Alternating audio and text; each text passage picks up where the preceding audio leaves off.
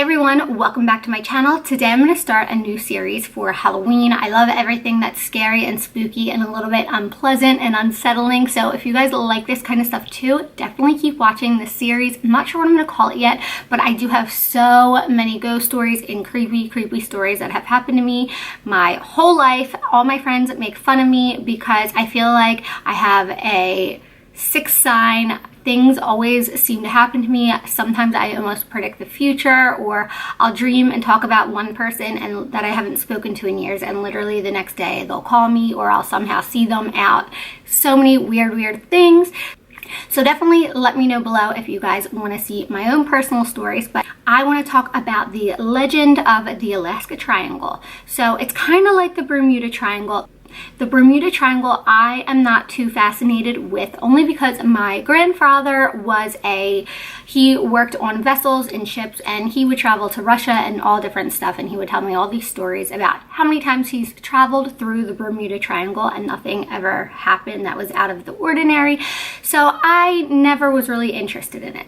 So I was kind of just researching different legends and things like that. Something that I haven't really heard on YouTube. What came up was the Alaska Triangle, and it definitely got me a little weirded out. It definitely made my mind start wondering what it's all about. The numbers of how many people have went missing is pretty crazy because Alaska doesn't have a lot of people that live there. They do have a lot of travelers that come through and visit. And what's surprising is that they disappear without any evidence. There's just no bodies found. There's never planes found, wreckage, nothing. So the Alaska Triangle borders, they connect Anchorage and Juneau, I think that's how you say Juneau, I'm not sure, in the south to Barrow along the state's north coast. I'm going to put a picture in so that you guys could see, because you're probably like, what is she even talking about? It does contain some of the most rugged wilderness in the North America. So interest in the Alaska Triangle started in 1972 when a small private plane was carrying the U.S. Majority Leader, Hal Boggs, and he and the craft vanished into thin air.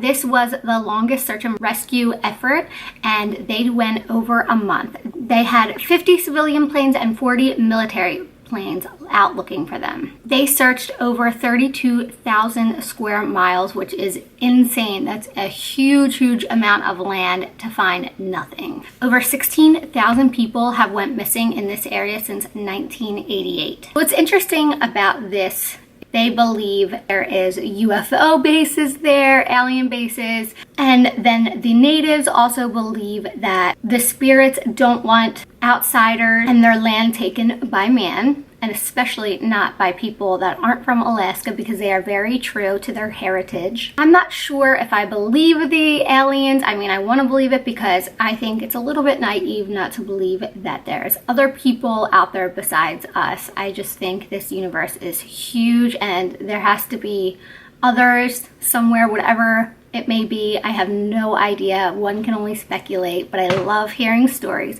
What do you guys think? Do you think that this could have a UFO alien base there? Do you think the spirits really don't want people there? Which I do. I think that could absolutely be possible, because I think anything is possible, and I think people like to label conspiracies and stuff as crazy because I don't know if they don't want to believe, or we have been led that it's stupid to believe, because I think so much in this world is kept a secret. Any theories about this is that there's an energy vortex in that area, and that Alaska is also known to have large magnetic anomalies, which are known to throw off compasses, which would lead people to get lost. There's lots of storms, avalanches. Back in 1972, they didn't have cell phones and things like that, and I still think even to this day with people going missing, there isn't any way to contact people really. I'm sure that there's no cell towers out there. I'm sure it's not that easy. I'm sure signals